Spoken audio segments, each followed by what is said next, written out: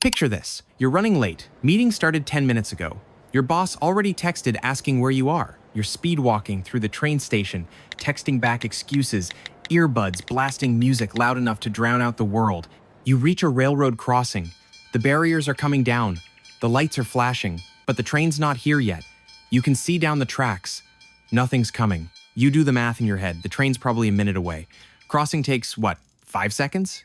You've done this before. Easy. So you duck under the barrier and start crossing. Still looking at your phone. Still listening to music. Still confident this is fine. You don't look. Why would you? The train's not here yet. And then you see something in the corner of your eye. Oh, hey there. I know you're watching this on your phone right now, probably with earbuds in. That's exactly how the person in today's video died. Let's talk about that. High-speed trains travel at about 200 miles per hour. That's 293 feet per second. By the time you see it, by the time your brain processes, oh shit, that's a train, you have maybe 0.2 seconds before impact. You didn't even have time to look up from your phone. Let's find out what it feels like when 400 tons of steel hits you at 200 miles per hour. Before we get into the catastrophic physics of what just happened to your body, let's talk about why you never stood a chance. Because this is where most people fundamentally misunderstand trains. Your average reaction time, the time between seeing something and your body responding, is about 0.25 seconds if you're alert and paying attention. You were looking at your phone, music blasting. Your reaction time in that state is closer to 0.5 to 1 full second. A high-speed train traveling at 200 miles per hour covers 293 feet per second. Let's say you look up and see the train when it's 300 feet away.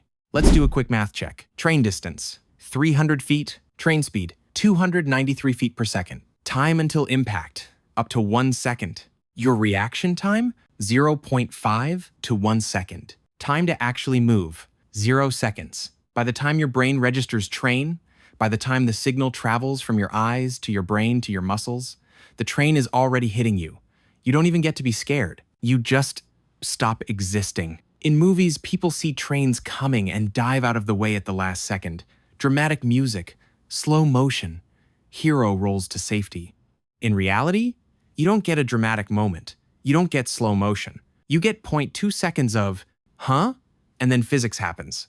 Even Final Destination, a movie literally about people dying in horrible ways, gives characters time to realize what's happening before the train hits. That's Hollywood. Real life is faster and less cinematic. And here's the worst part. The train conductors saw you. They've been watching you walk onto the tracks for the last 5 seconds. They hit the horn, they pulled the emergency brake. A high-speed train traveling at 200 miles per hour needs about a mile to come to a complete stop. You were 300 feet away when they saw you. They knew you were going to die before you did. All right, let's talk about what just happened to your body. Because getting hit by a train sounds straightforward, but the actual physics are genuinely horrifying. The very first thing that happens isn't pain, it's compression. The train's front surface hits you at 200 miles per hour. The force of impact is calculated by mass times acceleration. The train weighs roughly 400 tons. You weigh maybe 180 pounds.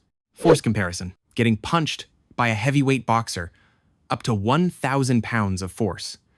Car crash at 60 miles per hour, up to 10,000 plus pounds of force. High-speed train impact, up to 400,000 plus pounds of force. You're not being hit by a vehicle. You're being hit by a building that's moving at highway speeds. Your body compresses instantly. Your rib cage doesn't break, it collapses. Every rib shatters simultaneously. Your spine compresses like an accordion. Your internal organs, heart, lungs, liver, everything, rupture from the sudden deceleration. You go from 0 to 200 miles per hour in a fraction of a second, then back to 0 just as fast when you hit the train. 0.01 seconds. You're not stuck to the front of the train. You're being thrown. Depending on where the train hits you, you're either deflected to the side or thrown forward. Either way, you're now a 180-pound projectile traveling at roughly 100 to 150 miles per hour. You hit the ground, or a wall, at 100 plus miles per hour. That's a second impact, just as catastrophic as the first. Quick comparison. If this had been a subway train going 60 miles per hour instead of a high-speed train at 200 miles per hour, you'd still be dead, just slightly less instantly. The impact force would be about a quarter as strong. Still more than enough to obliterate your body. So, hey, small mercies. At least it was fast. Point 0.1 seconds. Depending on the angle of impact and where you were standing, there's a good chance the train didn't just hit you. It cut through you. Train wheels are hardened steel. They weigh hundreds of pounds each. If any part of you ends up under the train, the wheels will sever limbs, bisect your torso, or decapitate you. This is the part that haunts train conductors for the rest of their lives. They don't just hit people, sometimes they separate them. And they have to keep riding the train to the next station.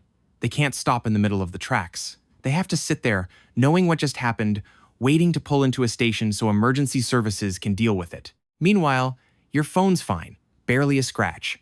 Still playing that song you were listening to. Earbuds ripped out, but the phone?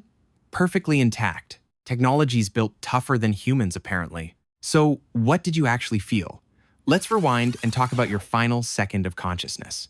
You're crossing the tracks, still texting, still listening to music, completely unaware. Maybe, in your peripheral vision, you catch a flicker of motion, something moving fast. Your brain hasn't processed what it is yet. You start to turn your head. Your brain's playing catch-up. Oh shit.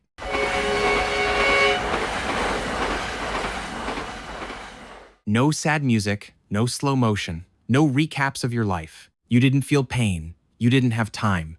The impact was so fast, so catastrophic, that your nervous system didn't get a chance to send pain signals before your brain ceased functioning. And there are you gone.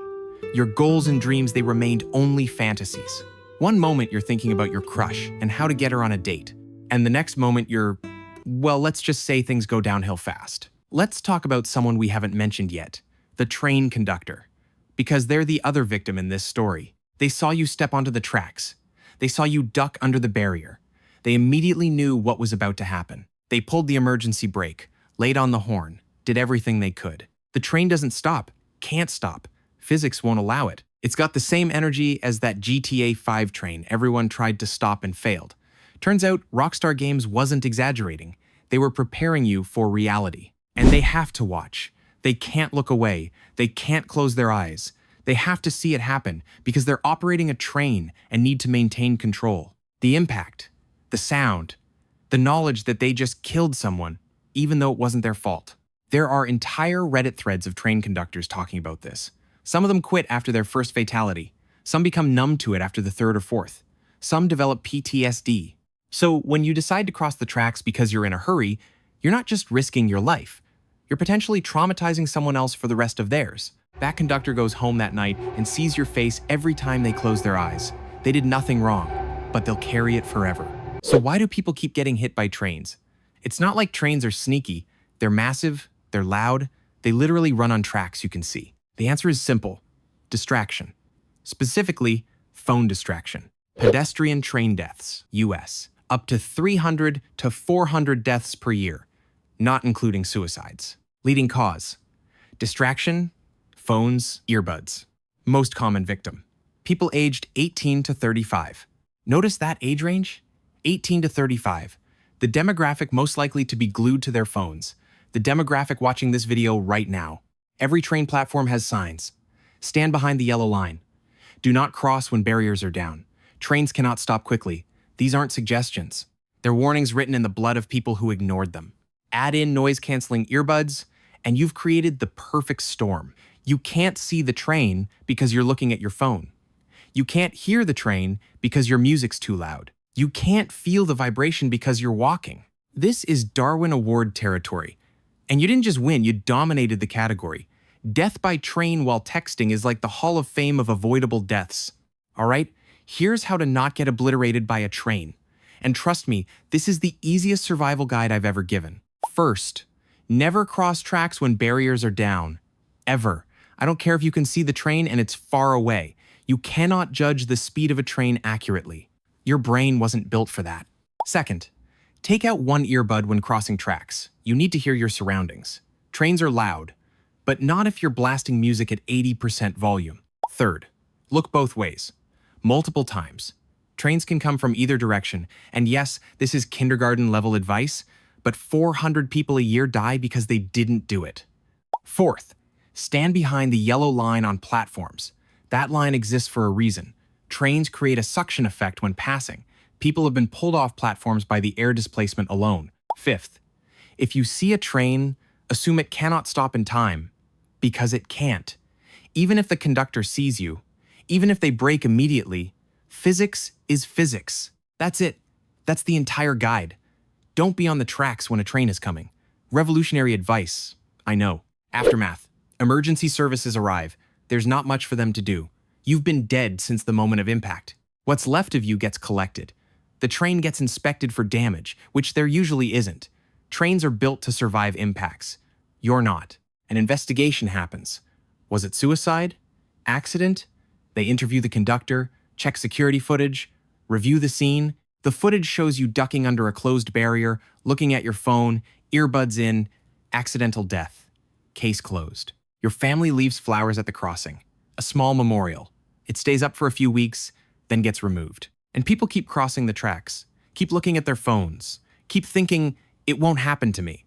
So there you have it. High-speed train impact, instant death, zero suffering, but also completely preventable. You know what the saddest part is? If you just waited 30 seconds for the train to pass, you'd have made your meeting. You'd have sent that message you were texting. You'd still be alive. But you were in a hurry, and now you're in pieces. Like and subscribe if you liked this video. Oh, and if you're watching this on your phone while walking near train tracks right now, and statistically, someone probably is, please stop, just for like 10 seconds. Look around. Make sure you're not about to become my next video. Your text can wait. The train can't.